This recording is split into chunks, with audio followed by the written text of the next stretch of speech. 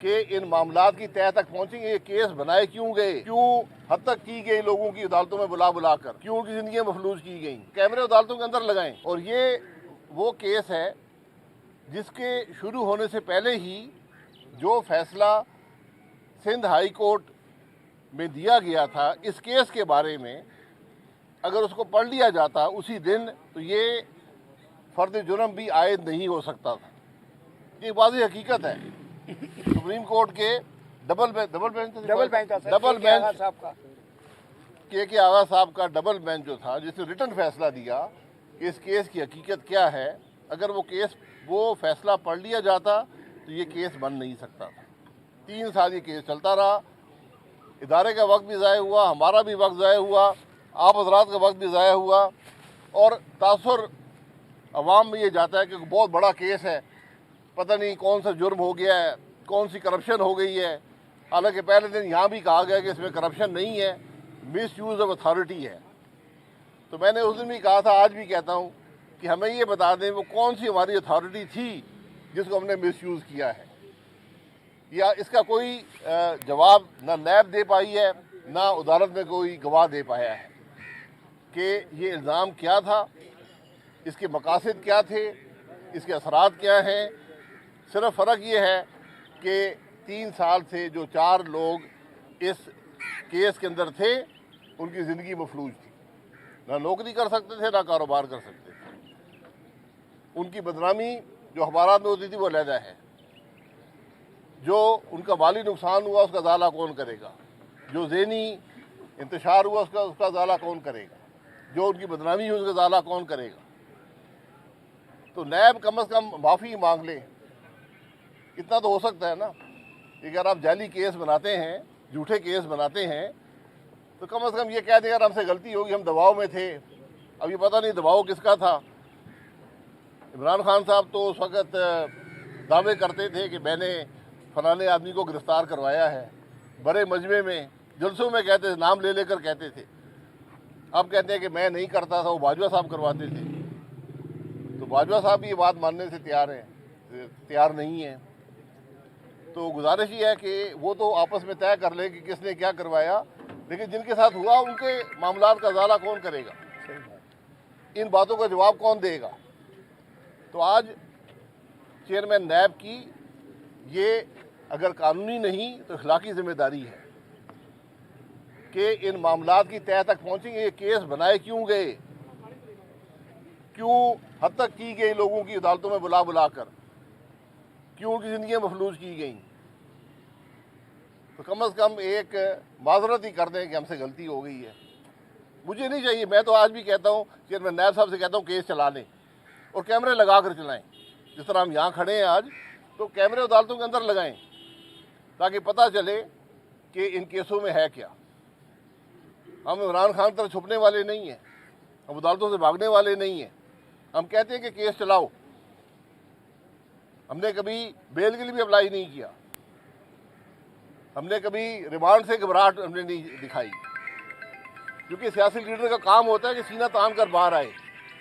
گھر میں چھپنے والی گنجائش نہیں ہوتی, عدالتوں میں چھپنے والی گنجائش نہیں ہوتی.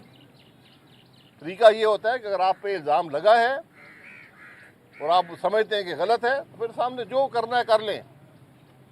کسی نے ریمانڈ لینا ہے, جوڈیشل بھیجنا ہے, جیلوں میں بھیجنا ہے, جو کرنا ہے کر لیں, کیونکہ آپ کے ہاتھ صاف ہوتے ہیں تو آپ ان چیزوں سے گھبراتے نہیں ہیں. اور آج ملک جس انتشار میں ہے یہ انہی معاملات کی وجہ سے ہے. میں بار بار کہتا ہوں کہ جب تک یہ نیب کا ادارہ رہے گا پاکستان نہیں چلے گا. اگر آج آپ ایک چیز جو پاکستان کو نقصان پہنچا رہی ہے, جو ادارہ اس ملک کی جڑیں کھوکھلی کر رہا ہے, جو حکومت کے نظام کو مفلوج کرتا ہے, وہ نیب کا ادارہ ہے. کوئی افسر فیصلہ کرنے کو تیار نہیں ہے. واضح فیصلے ہوتے ہیں, اربوں خربوں کا ملک کا معاملہ ہوتا ہے, لیکن افسران سمری لے کر نہیں آتے, افسران فیصلہ نہیں کرتے, کابینہ فیصلہ نہیں کرتی, کابینہ کی کمیٹیاں فیصلہ نہیں کرتی, تو ملک کیسے چلے گا. ہر آدمی سوال کرتا ہے جی وہ یہ کرپشن ہو گئی, وہ کرپشن ہوگی. کرپشن پکڑے نا اگر کرپشن ہوئی ہے, لیکن ایک چیز جو واضح نظر آتی ہے کہ اگر یہ ادارہ رہا ملک کے معاملات نہیں چلیں گے. میں بار بار کہتا ہوں, آج پھر کہہ رہا ہوں, اس بات کو سمجھیں जो अरबाब इख्तियार हैं। मैंने बारहा वज़ीर-ए-आज़म साहब से कहा है कि एक लाइन की तरमीम चाहिए नैब के ऑर्डिनेंस में कि नैब ऑर्डिनेंस 1999 रिपील किया जाता है, बस और कुछ नहीं चाहिए, कोई तरमीम नहीं चाहिए, एक लाइन चाहिए। एक लाइन और लिख दें कि पाकिस्तान मुस्लिम लीग नून के केस रहने दें, वो चला लें, ताकि कोई ये ना कह दे कि अपनी जान बचा रहे थे। ये इस मुल्क की हकीकत है कि हम आज किसी डर, किसी खौफ की वजह से ये तरमीम करने से भी कासिर हैं। वो तरमीम जिसके बगैर मुल्क नहीं चलेगा। जब तक ये इदारा है नैब का, ये मुल्क नहीं चलेगा।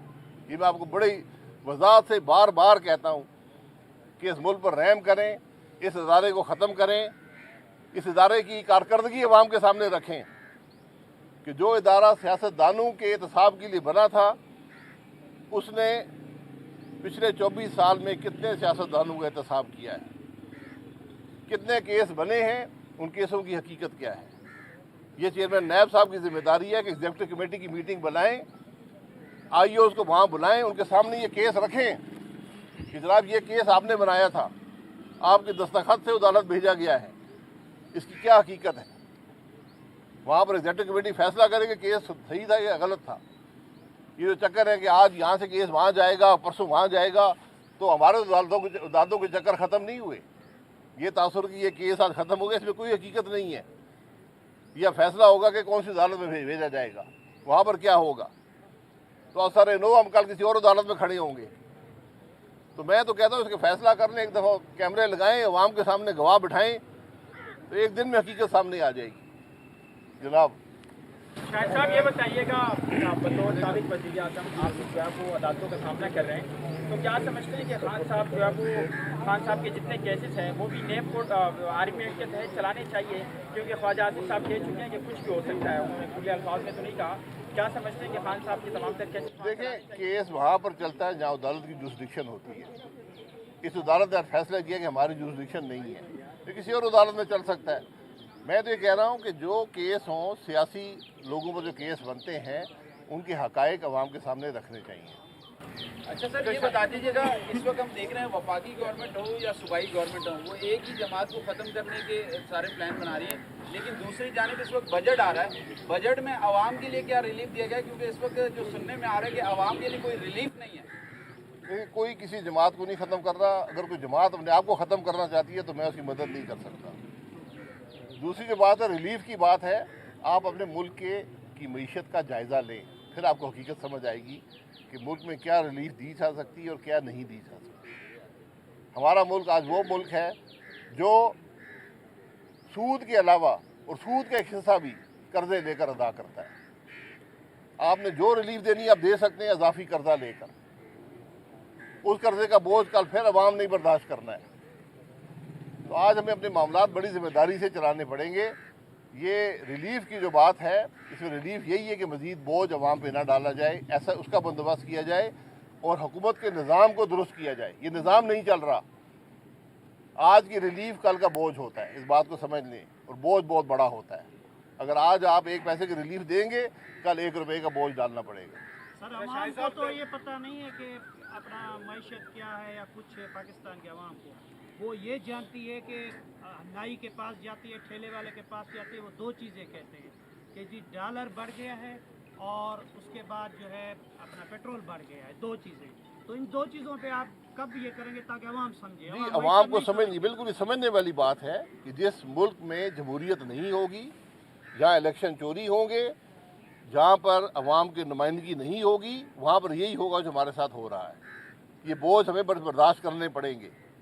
तो आज ज़रूरत इस बात की है कि हम अपने आइन को समझें, आइन के मुताबिक, और ज़िम्मेदारी से पॉलिटिकल लीडरशिप काम करे, ज़िम्मेदारी से अस्करी लीडरशिप काम करे, ज़िम्मेदारी से इस मुल्क की जो जुडिशल लीडरशिप है, जो जजेस हैं, ये काम करें। फिर आपको मुल्क के मामलात सुलझते हुए नज़र आएंगे। मैंने एक बात आपके सामने रखी है कि इस इदारे को ख़त्म करने में क्या परेशानी है, मुझे ये समझा दे कोई। क्या एहतसाब का निज़ाम मुल्क में ख़त्म हो जाएगा? क्या इस इदारे ने एहतसाब किया है? मैं इस इदारे के रोज़मर्रा के मामलात में सैकड़ों अरब के मामलात आपके सामने रख सकता हूँ। یہ ادارے ہونے کی وجہ سے جو فیصلے ملک میں نہیں ہوتے ان کے ملک پر نقصانات کیا ہیں. اچھا شاہد صاحب، آپ کہہ رہے ہیں کہ آئین کے مطابق کام ہونا چاہیے، ذمہ داری سے کام ہو، لیکن